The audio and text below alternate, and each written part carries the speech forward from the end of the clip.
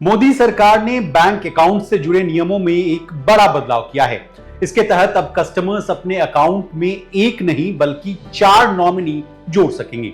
इसके अलावा बैंकों में रखे लॉकर्स के नियमों में बदलाव किया गया है या नहीं, सरकार को यह संशोधन क्यों करना पड़ा, बैंक अकाउंट होल्डर्स को इस कदम से क्या फायदा होगा, और तो और क्या ये बदलाव अनक्लेम्ड अमाउंट को सही उत्तराधिकारी तक पहुंचाने के लिए किया गया है या नहीं, बताएंगे सब कुछ आज की इस डिटेल रिपोर्ट में।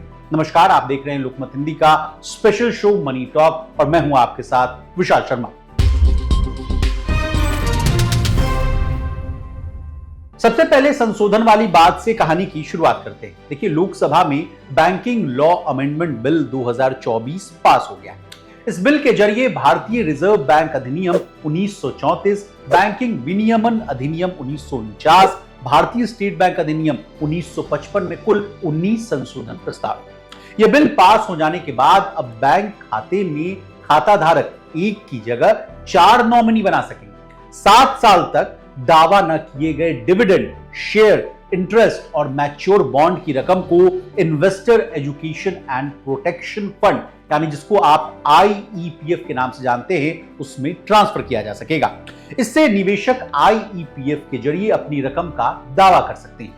बैंकिंग अमेंडमेंट बिल 2024 में प्रस्तावित संशोधन न केवल बैंकों की कार्यप्रणाली में सुधार लाएगा, बल्कि निवेशकों और खाता धारकों के हितों की भी सुरक्षा करेगा। अब बात करते हैं लॉकर सर्विसेज पर। देखिए, लॉकर सर्विस के लिए ग्राहकों को यानी कस्टमर्स को क्रमिक नॉमिनी का ऑप्शन दिया जाएगा, यानी एक के बाद एक तरीके से ही नॉमिनी को जोड़ पाएंगे। आसान भाषा में कहें तो इसका मतलब है कि अगर पहला नॉमिनी उपलब्ध यानी अवेलेबल नहीं है तो अगले के लिए ये लागू हो जाएगा। बता दें, लॉकर में रखे सामान के कानूनी उत्तराधिकारी को लेकर विवाद के मामले खूब आते रहते हैं। इस बदलाव के बाद उत्तराधिकारी के लिए जटिलताएं यानी जो परेशानियां हैं वो कम हो जाएंगी। अब कैसे बैंक धारकों और निवेशकों को फायदा होगा, इसको और आसान भाषा में समझिए। देखिए, असल में मौजूदा नियम के अनुसार बैंक खातों में केवल एक व्यक्ति को ही नॉमिनी बनाया जा सकता था, लेकिन कोविड के वक्त में कई लोगों की हुई मौत के बाद बैंकों के सामने कई तरह की कानूनी विवाद सामने आए, जिनमें एक ही खाते पर कई लोगों ने अपना दावा पेश किया। इसके बाद समझा गया कि खाता धारकों को अपनी मर्जी से खाते में जमा राशि अपने प्रियजनों में बांटने का अधिकार देना बहुत जरूरी है। इतना ही नहीं, बैंक खाता धारक यह भी तय कर सकता है कि उसके द्वारा नामित यानी नॉमिनेटेड लोगों को इसमें से कितना कितना हिस्सा देना है। इससे बैंक में जमा धन के बंटवारे का काम भी आसानी से हो जाएगा। संशोधन के जरिए सरकार ने देश के सहकारी बैंकों के प्रबंधन को लेकर भी किए जाने वाले बदलावों के लिए रास्ता जो है वो क्लियर कर दिया, यानी साफ कर दिया।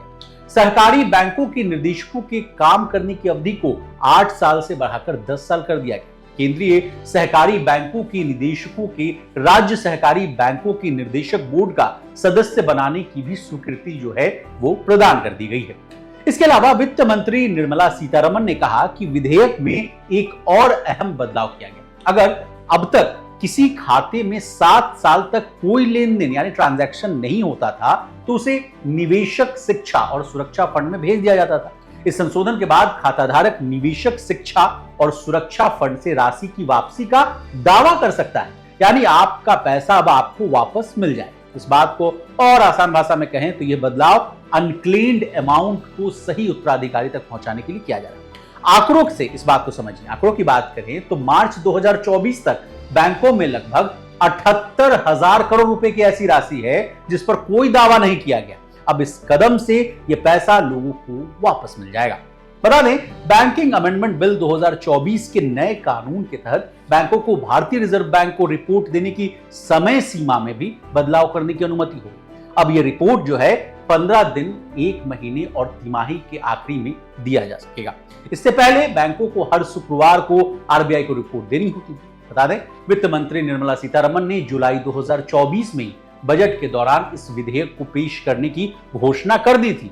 इसके जरिए सरकार ने एक साथ आरबीआई अधिनियम 1934, बैंकिंग विनियम कानून 1949, एसबीआई अधिनियम 1955 और बैंकिंग कंपनीज अधिनियम 1970 से लेकर 1980 के कई प्रावधानों में संशोधन किया है। अब बैंकों की बात हो रही है तो बैंकों के मर्जर पर सरकार का क्या रुख है, इसको भी जानिए। देश के वित्त राज्य मंत्री पंकज चौधरी ने मंगलवार को राज्यसभा में एक सवाल के लिखित जवाब में सरकारी बैंकों के विलय को लेकर सरकार का जो रुख है उसको स्पष्ट। उन्होंने कहा कि सार्वजनिक क्षेत्रों के बैंकों के मर्जर पर कोई विचार नहीं किया जा रहा। गौरतलब है कि सरकार ने साल 2019 में 10 बैंकों को मिलाकर 4 बैंक बना दिए। अब हमने आपको मोदी सरकार ने जो बैंक अकाउंट से जुड़े नियमों में बदलाव किया है उसको आसान भाषा में समझाने की कोशिश की है। आपको हमारी ये डिटेल रिपोर्ट कैसे लगी कमेंट करके जरूर बताइएगा। इसी तरह देश, दुनिया और बिजनेस जगत से जुड़ी तमाम ताजा तरीन खबरों के लिए बने रहिए हमारे साथ और देखते रहिए लोकमत।